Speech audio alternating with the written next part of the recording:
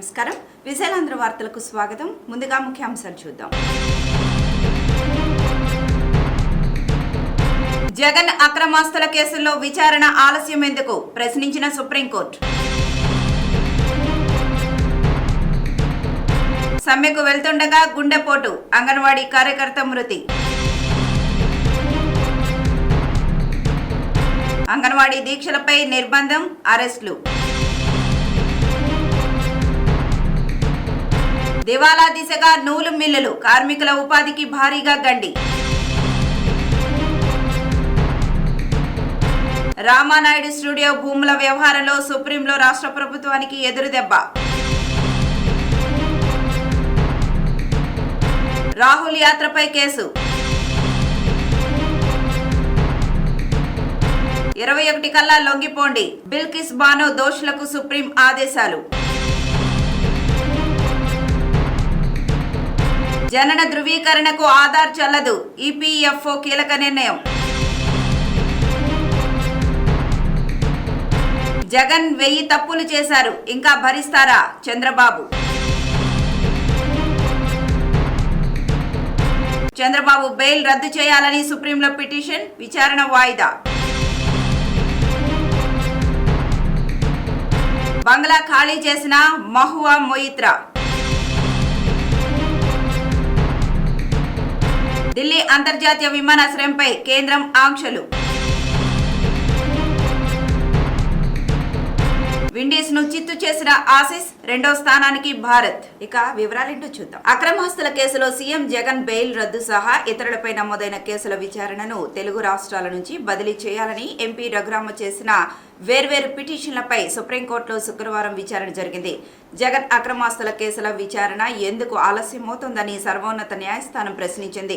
ఇందుకు తాము బాధ్యులం కాదని సిబిఐ తరపున పాలిసిటర్ జనరల్ తుషార్ మెహతా చెప్పగా, ఎవరు బాధ్యత వహిస్తారని జస్టిస్ సంజీవ్ ఖన్నా, జస్టిస్ దీపాంకర్ దత్తా ధర్మాసనం ప్రశ్నించింది. ప్రజాప్రతినిధులపై దాఖలైన పిటిషన్లను వేగంగా విచారించాలని సుప్రీంకోర్టు ఇచ్చిన ఆదేశాల మేరకు తెలంగాణ హైకోర్టు జారీ చేసిన ఉత్తర్వులను ఈ సందర్భంగా జగన్ తరపు న్యాయవాదులు ప్రస్తావించారు.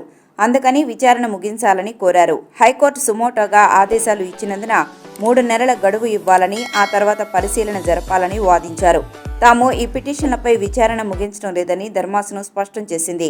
సమయం ఇచ్చి ఉపయోగం ఏంటని, ఫలితం ఎక్కడా కనిపించడం లేదని వ్యాఖ్యానించింది.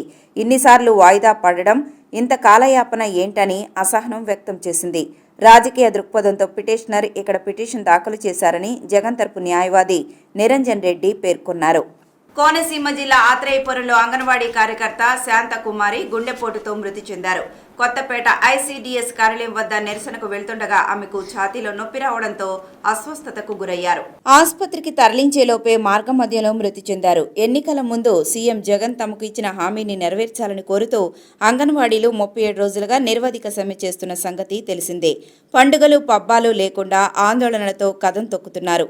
శాంతకుమారి సైతం క్రమం తప్పకుండా ప్రతిరోజు సమ్మెలో పాల్గొన్నారు. అంగన్వాడీ కార్యకర్తల న్యాయమైన సమస్యల పరిష్కారం కోసం 4 రోజులకు పైగా రాష్ట్ర వ్యాప్తంగా నిరసన సమ్మెలు చేస్తున్న సంగతి తెలిసిందే.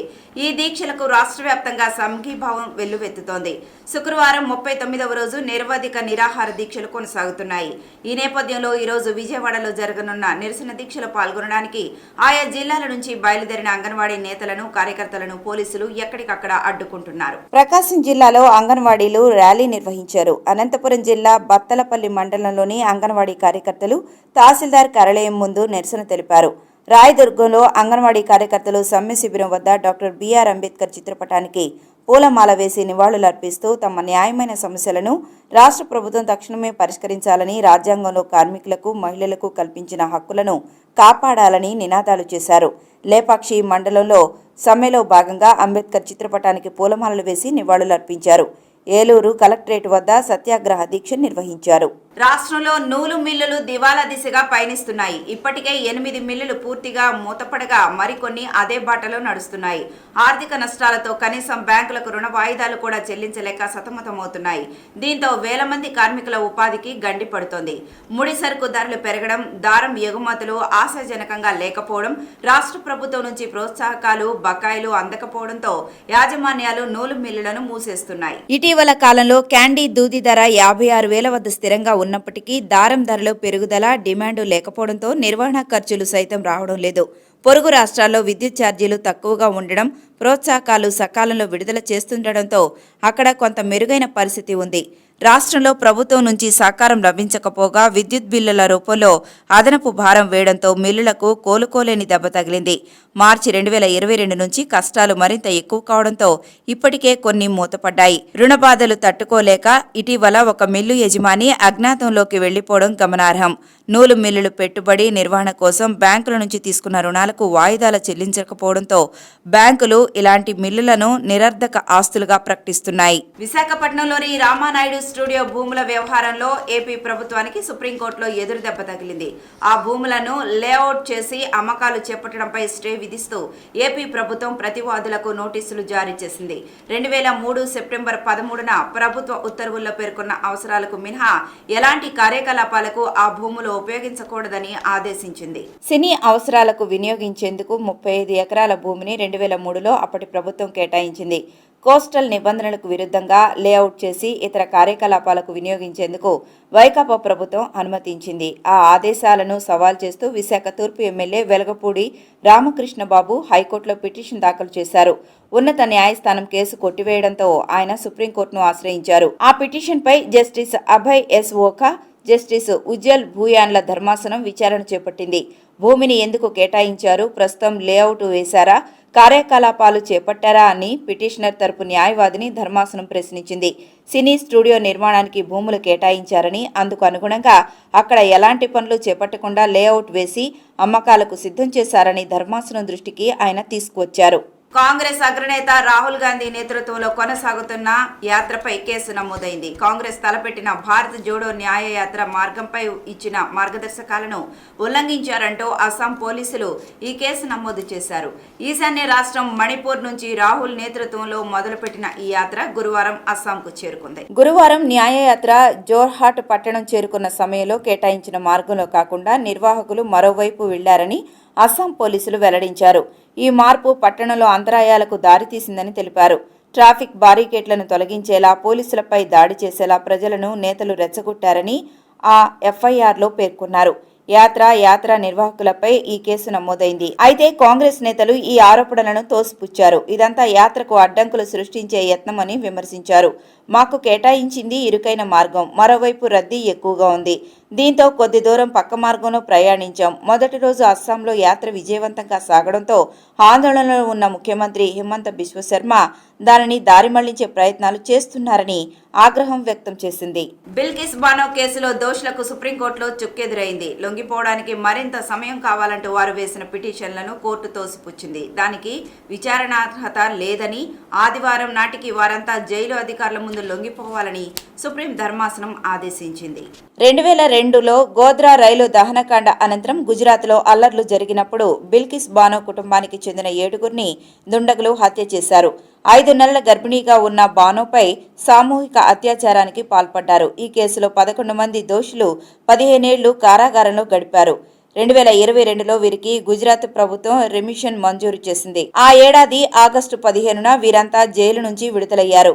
రాష్ట్ర ప్రభుత్వ నిర్ణయాన్ని సవాల్ చేస్తూ దాఖలైన పిటిషన్లపై విచారణ జరిపిన సుప్రీం వారి విడుదల చెల్లదని జనవరి 8న తీర్పు వెలువరించింది. వారంతా 2 వారాల్లోగా జైలు అధికారుల వద్ద లొంగిపోవాలని ఆదేశించింది. ఉద్యోగుల భవిష్య నిధి సంస్థ ఈపీఎఫ్ఓ ఖాతాదారులు జనన ధృవీకరణ కోసం సమర్పించే పత్రాల జాబితా నుంచి ఆధార్ కార్డును తొలగించింది. భారత విశిష్ట గుర్తింపు ప్రాధికార సంస్థ యుఐడిఏఐ ఆదేశాల మేరకు ఈ నిర్ణయం తీసుకున్నట్లు తెలిపింది. ఇకపై ఆధార్ కార్డును ప్రాథమిక గుర్తింపు ధృవీకరణ పత్రంగా మాత్రమే పరిగణించాలని, జనన ధృవీకరణకు ప్రామాణికం కాదని ఈపీఎఫ్ఓ ఈ నెల 16న ఉత్తర్వులు విడుదల చేసింది. ఇటీవల వివిధ కేసుల్లో న్యాయస్థానాలు ఆధార్ను జనన ధృవీకరణ పత్రంగా గుర్తించలేమని తీర్పును వెల్లడించాయి. దీంతో ఆధార్ ప్రామాణికంగా పుట్టిన తేదీలో మార్పులు చేయలేమని ఈపీఎఫ్ఓ స్పష్టం చేసింది. ఇకపై ఖాతాదారులు జనన ధృవీకరణ కోసం ఇప్పుడు తెలిపే పత్రాలను సమర్పించవచ్చని తెలిపింది. జనన మరణాల విభాగం రిజిస్ట్రార్ జారీ చేసిన జనన ధృవీకరణ పత్రం, ప్రభుత్వ గుర్తింపు పొందిన విద్యా బోర్డు లేదా విశ్వవిద్యాలయం జారీ చేసే మార్కుల జాబితా, పాఠశాల బదిలీ లేదా school leaving certificate, SSC certificate, service record ఆధారంగా జారీ చేసిన ధృవపత్రం, కేంద్ర రాష్ట్ర ప్రభుత్వాలు జారీ చేసిన పింఛను సర్టిఫికేట్, ప్రభుత్వం జారీ చేసిన నివాస ధృవీకరణ పత్రం, pan card, passport, civil surgeon జారీ చేసిన మెడికల్ సర్టిఫికేట్ను జనన ధృవీకరణ కోసం ఆమోదిస్తామని తెలిపింది. రాష్ట్రంలో ఏ వర్గము సంతోషంగా లేదని టీడీపీ అధినేత చంద్రబాబు అన్నారు. వైసీపీ ప్రభుత్వానికి కౌంట్ డౌన్ మొదలైందని, 82 రోజుల్లో పతనం తప్పదన్నారు. తిరుపతి జిల్లా వెంకటగిరిలో నిర్వహించిన రా కదలిరా సభలో చంద్రబాబు మాట్లాడారు. రాష్ట్ర ప్రభుత్వం వైసీపీ నేతల తీరుపై మండిపడ్డారు. జగన్ను గద్దెదించి రాష్ట్రాన్ని కాపాడుకోవాలని ఆయన పిలుపునిచ్చారు. రా కదలిరా అని పిలిపిస్తే వెంకటగిరి గర్జించింది. జగన్ రాజకీయ వ్యాపారి, మనందరినీ పెట్టుబడిగా పెట్టి రాష్ట్రాన్ని దోచేస్తున్నారు. వైసీపీలో ఉంటూ జగన్ పాలన బాగోలేదని ఎమ్మెల్యే ఆనం రామనారాయణ రెడ్డి చెప్పారు. ప్రజాహితం కోసం మాట్లాడితే ఆయన దూరం పెట్టేశారు. సీనియర్లను కూడా లెక్క చేయని అహంకారం జగన్ది.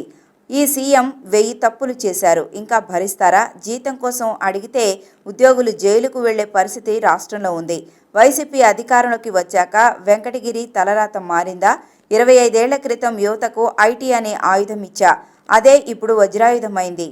టీడీపీ హయాంలో తిరుపతిని మొబైల్ హబ్గా తీర్చిదిద్దాం. ఓటు అనే ఆయుధాన్ని ప్రజలు ఉపయోగించాలి అని చంద్రబాబు కోరారు. స్కిల్ డెవలప్మెంట్ కేసులో టీడీపీ అధినేత చంద్రబాబు బెయిల్ రద్దు చేయాలని కోరుతూ ఏపీ ప్రభుత్వం దాఖలు చేసిన పిటిషన్పై సుప్రీంకోర్టులో శుక్రవారం విచారణ జరిగింది. కేసు విచారణ ఫిబ్రవరి 12కు వాయిదా పడింది. కౌంటర్ దాఖలు చేసేందుకు 4 వారాల గడువు కావాలని చంద్రబాబు తరపు న్యాయవాది హరీష్ సాల్వే కోరారు.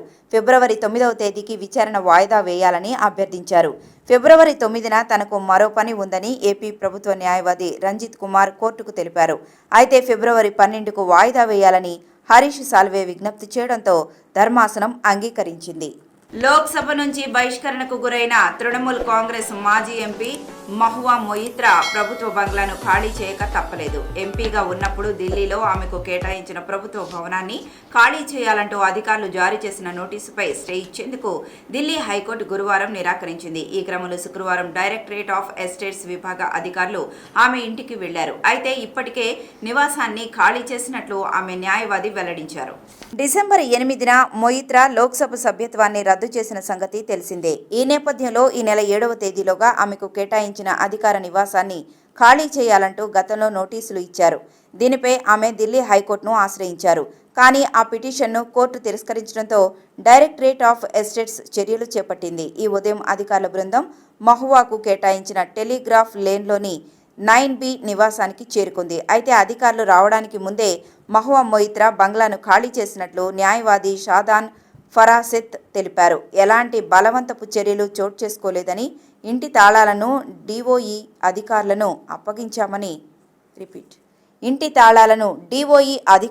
అప్పగించామని చెప్పారు. లోక్సభలో ప్రశ్నలు అడిగేందుకు పారిశ్రామికవేత్త హీరా నందానీ నుంచి మొయిత్రా డబ్బులు, ఖరీదైన కానుకలు తీసుకున్నారని, పార్లమెంటు లాగిన్ను దుబాయ్ నుంచి యాక్సెస్ చేశారని ఆరోపణలు వచ్చిన విషయం తెలిసిందే. ఈ వార్తలు ఇంతటితో సమాప్తం. నమస్కారం.